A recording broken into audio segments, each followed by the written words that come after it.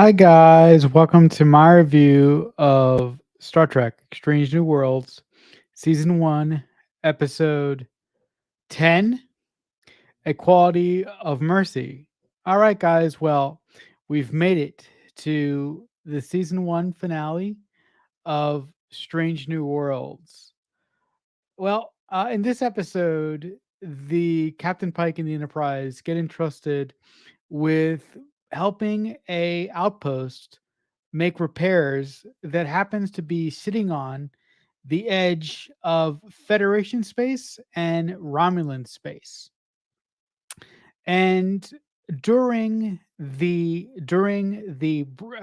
primary briefing of during the primary briefing on the station, Captain Pike gets introduced to a particular child, and this child happens to be one of the cadets that Captain Pike is going to save in that shuttle incident that he's going to have way in the future, that it will eventually land him in that chair. So out of the shock from meeting this child, Captain Pike leaves the briefing and goes to his quarters. And in his quarters, somehow, he is visited by a future version of himself. And that future version of himself says that the letter that he's about to write to the child that he just met and to all the other children that he is supposed to save, because his whole idea was to write a letter to every one of these people that he is supposed to save, so they aren't there at that specific time. So as a result, he's not there as well, so none of this awful thing that is going to happen to them happens to them. So yeah, so that's his idea. So this other Captain Pike tells him, if you write that, you will break the future. And Captain Pike says, so how do you expect me to believe that you're a future version of me? So he says, prove it. And he tells him this story that Captain Pike has never told anyone, about a dog that he lost when he was a child. So that proves to our Captain Pike that this Captain Pike from the future is indeed Captain Pike from the future. Anyway, this Captain Pike from the future, who happens to be wearing the admiral uniform from Star Trek 6, that is very, very cool. The one that Captain Kirk wore. Uh, that no, is it from Star Trek? No, no, it's from Star Trek 2, The Wrath of Khan, but it's slightly updated. It's very, very cool. So back on track. So this Captain Pike uh shows him, has a box for him, and in that box is a time crystal that the Klingon monks gave him in season 2 of Star Trek Discovery, which showed him a vision of the future. Anyway, this Captain Pike touches the crystal, and his mind is transported to 70 years in the future, where the Enterprise is encounters a villain that they haven't encountered in a long time, and that villain is the Romulans. Okay, enough about my ridiculous, long ass recap. The thing that I really enjoyed about this episode is it really had a classical TNG feel to it. It really did. It felt slow, calm, and it felt really intellectual, if that makes any sense. Because when when Chris is dealing with the Romulans throughout this entire episode, he tries to negotiate with the Romulan commander, who essentially is tired of war, and he tries to negotiate a peace between the Federation and the Romulans so they don't destroy each other. But if it wasn't for the second in command aboard the Romulan ship in who orders a who orders a Romulan armada to basically blow Starfleet out of the water, it's very possible that uh, that that Chris and the Romulan commander could have negotiated a lasting peace between the Federation and Starfleet at this particular time and moment. But unfortunately, things didn't work out like that. But again, I just really liked the pace of this episode and the feel of this episode. This episode had the the type of things in it that I have wanted the entire season to be like, if that makes any sense. The other thing that I really liked about this episode is the way that it was directed.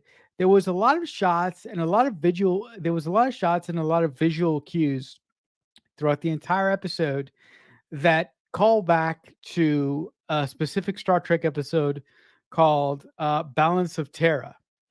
And one shot in particular that I really, really like is there's several shots of Captain Pike talking to the Romulan commander, but the director of this episode made a choice of lighting Christopher's eyes in like extra light. I'm probably not saying that correctly, but I really like the way that he did that. Also, I like the way that since this is 7 years in the future, um, um, the communications officer on the ship is Ohara, obviously, but she's no longer a cadet. She's a full blown crew member of the Enterprise at this point, and she has the classic Ohara getup and the classic Ohara earrings, but she doesn't have the beehive hair, which I really really appreciated because I don't think that the beehive hair would have worked particularly well on Celia Rose Gooding. So I did appreciate that the costume department sort of maybe spared her that embarrassment. But again, I like the fact that this episode harkened back to Balance of Terra. In a way, this episode was like a remix of Balance of Terra. What if Pike was the one who first made contact with the Romulans instead of Kirk? So essentially, this is a big, giant what if story. Also, speaking of uh, Kirk, we actually get our first look at Strange New Worlds' version of James T. Kirk when special guest star Paul Wesley comes aboard the Enterprise uh, to to sort of help with the situation. I really like the fact that this version of Kirk is sort of gung ho and sort of he's the version of Kirk that that leaps before he thinks. Basically, he's not the Kirk we know, but he's got like the genetic markers. So I really liked Paul Wesley's take on the character. And look, if you guys,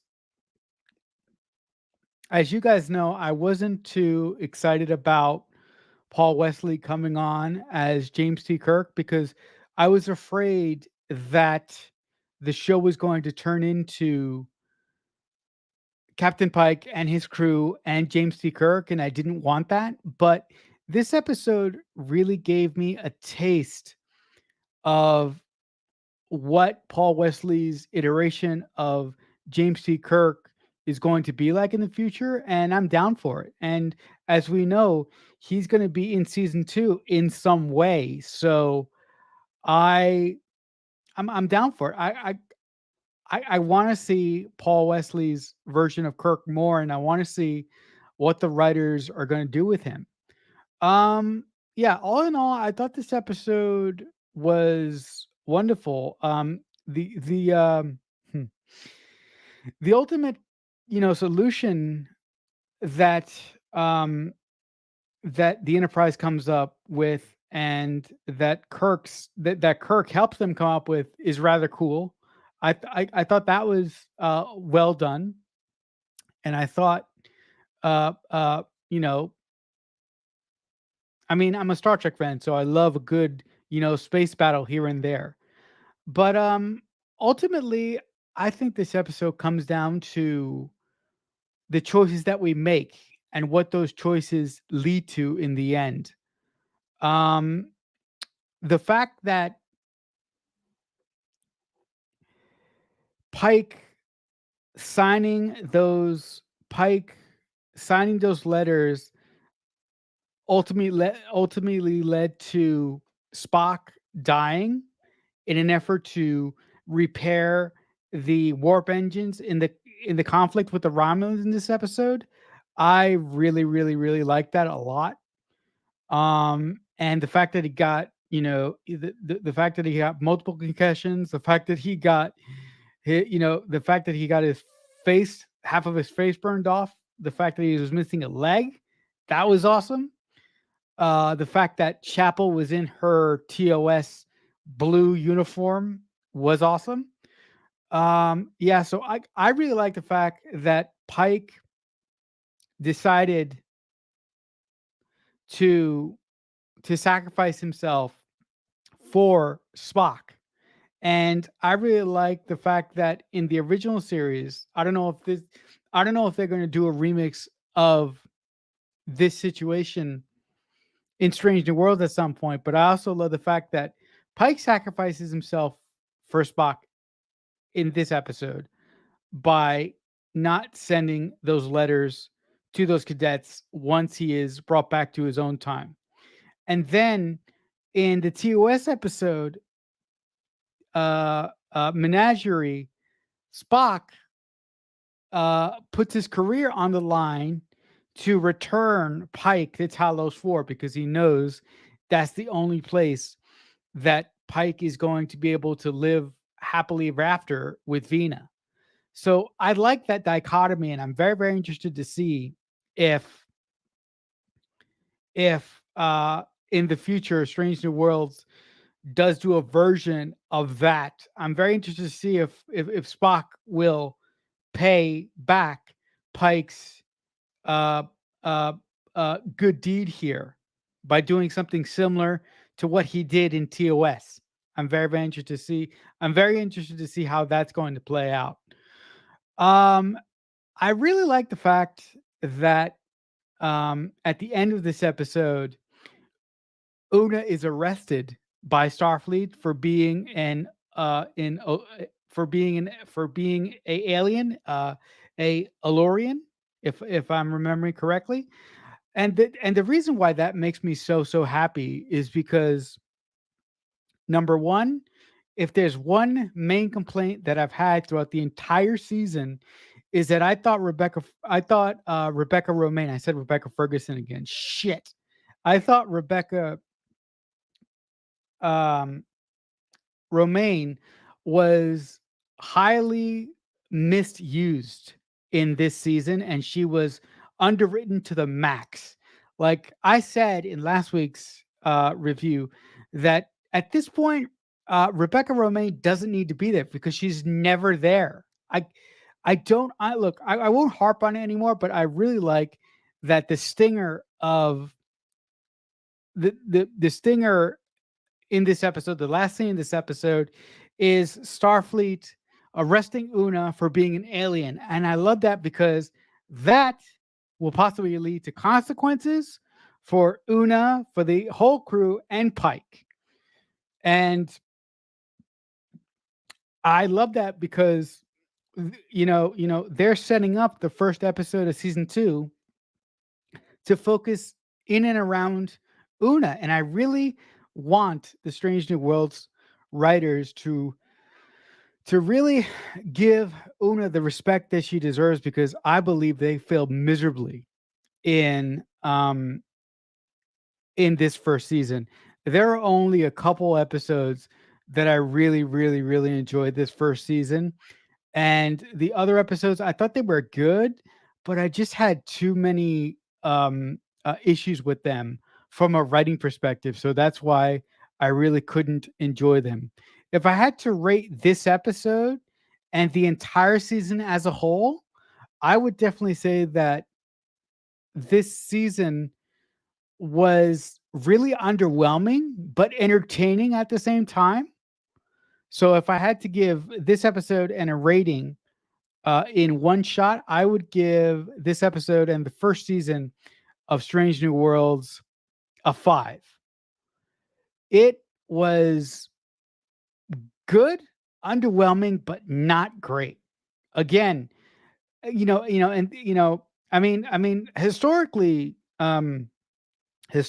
first seasons of Trek shows have been historically bad, and I'm glad to say that this season of Star Trek isn't historically bad.